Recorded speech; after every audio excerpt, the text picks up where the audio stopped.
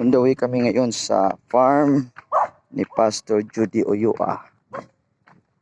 Dito sa Calubihon may no.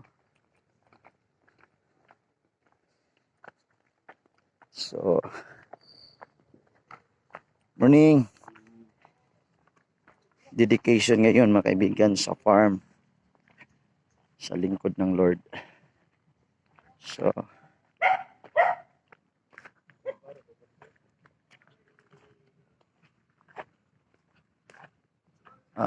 napakaganda.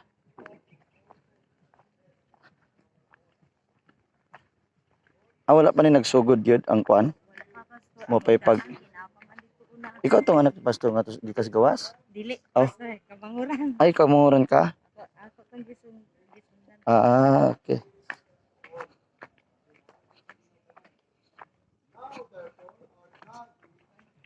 Nindot kayo.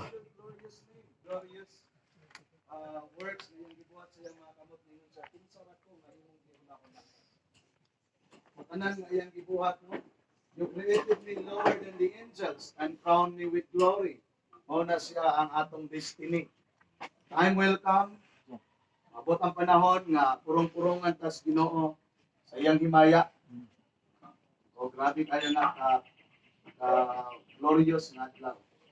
Una yun siya, who am I? And who are my people that we should be able to offer so willingly as this? For all things come from you. Again, realization siya.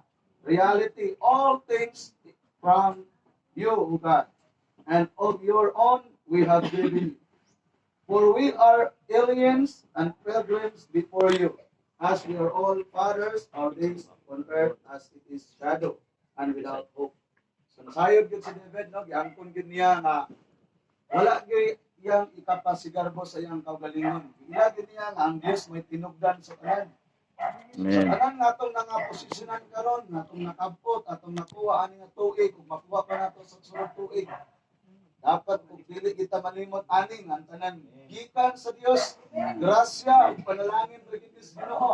Even our own life, our own strength, protection is from Him. Tanan yun, iya sa Dios.